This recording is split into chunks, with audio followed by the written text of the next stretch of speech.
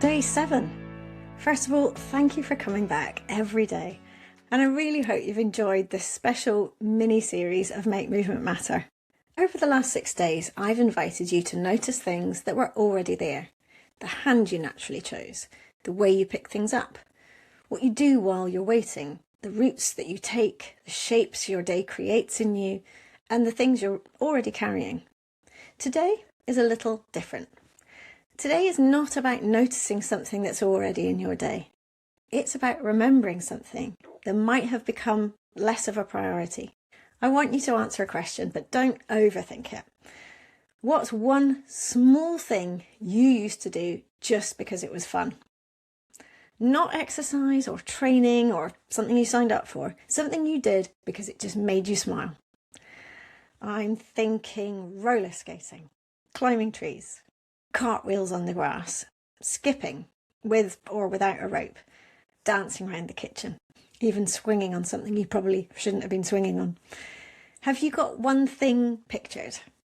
Now, ask yourself, when was the last time you did it? For lots of us, the answer is years, sometimes decades. And it's not like you ever actually decided to stop, it just probably slipped out of your life. I think somewhere along the way, movement stopped being something we simply did because it made us feel good and became something we were supposed to do. It became another job on a wellness list, along with steps and reps and plans and goals. And if we don't do them, we feel we've somehow failed, and that just feels all wrong. Movement doesn't have to be another task to tick off.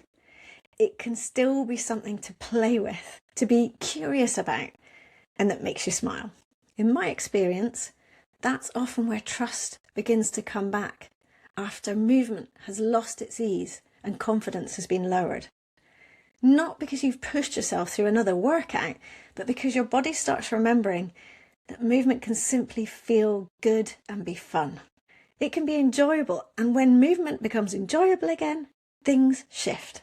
We stop negotiating with ourselves and we start looking for opportunities instead of obligations.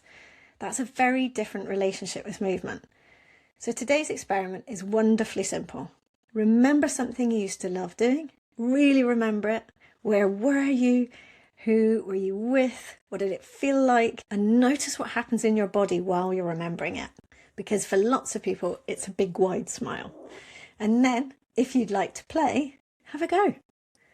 Even if it's really badly, just have a giggle. It doesn't have to look anything like it used to. Maybe handstands have become putting your hands on the sofa and tipping your legs up on the wall behind. Maybe climbing trees has become hanging from a sturdy branch just for a few seconds without even necessarily taking your toes off the ground. Maybe skipping has become bouncing on the spot.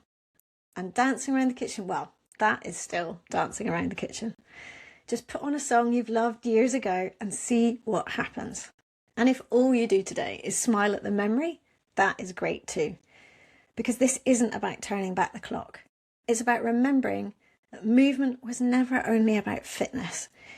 If you do have a go, don't be surprised if you perhaps feel a bit self-conscious. Most of us have become much happier moving when there's a purpose than when it's simply for joy.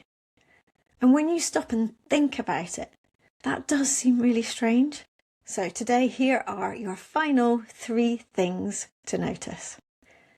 What memory came back to you first? What did remembering it make you feel?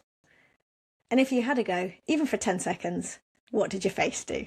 And of all the days, I'd just love it if you wanted to share your answers with me, or send me a video at reclaim.movement to share the fun. And that is the last of the 7 experiments. Later today, there's one final episode where I'll bring everything we've explored this week together. We'll look at what these little experiments have been showing you, why awareness is such a powerful place to start, and how you can keep building on what you've discovered if you'd like to. For now, thank you for sharing this week with me. I really hope you have been a little bit surprised by what you've found, and I'll see you later.